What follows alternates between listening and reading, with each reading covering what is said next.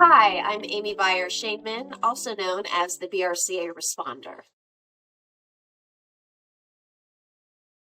So, what led me to get genetic testing was that my sister was diagnosed with both ovarian and uterine cancer back in 2008. But it was really because of her prompting, her going to an ovarian cancer conference and seeing the red flags for hereditary cancer, that prompted her own genetic testing. She demanded genetic counseling and testing after that, subsequently tested positive for a BRCA1 gene mutation.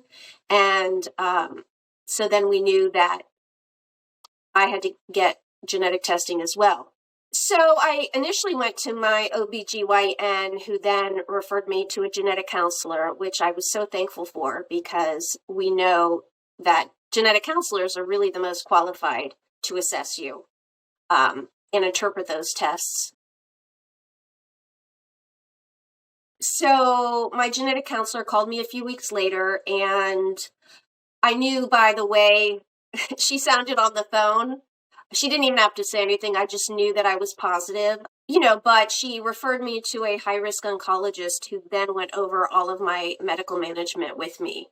Well, at that time, I had two young kids. I was on the fence about having, a third child. I actually had thought about that. And the decisions that were put before me, preventative mastectomy, get your ovaries out sooner than later, because at this point I was, 40 years old. But because of my age and because of really how scared I was, I just felt the best decision for me, was to go ahead and have the oophorectomy. Actually, I had an oophorectomy and a hysterectomy because of the uterine cancer as well. Then from there, 6 months later, I actually had my preventative double mastectomy.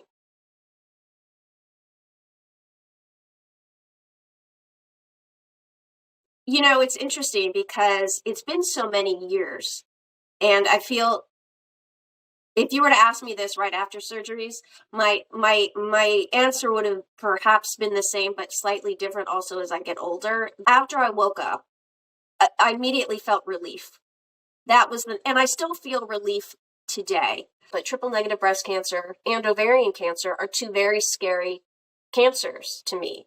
So if I could, lessen my chances of getting them drastically, I don't think it's a drastic choice to do what I did. My breast surgeon always says the best cancer is one that you never get, especially with BRCA having the high risk for triple negative breast cancer, which we know is aggressive. If I had realized how difficult surgical menopause would have been for me, I might not have been so free with how relieved I was.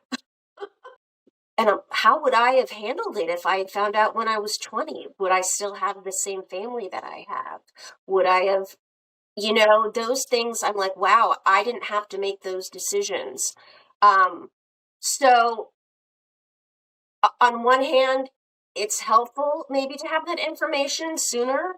On the other hand, can it be anxiety causing and cause a whole, plethora of emotional issues that you didn't think you would have to be dealing with? But ultimately, it is life-saving information, especially, when you're dealing with the percentages and of risk, with BRCA.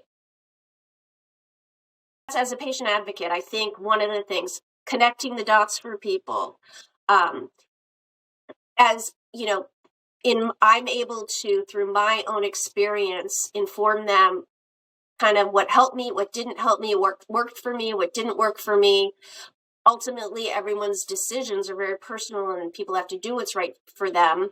But advocacy, there are many different definitions, but I guess what you could say is taking your own medical situation and providing assistance. We all have our passions. There are people who really like talking one-on-one with people and are best at that. There are people who like working for an organization and fundraising, and that's where their strengths are. There are people who like, taking on the Supreme Court, or taking on those types of situations.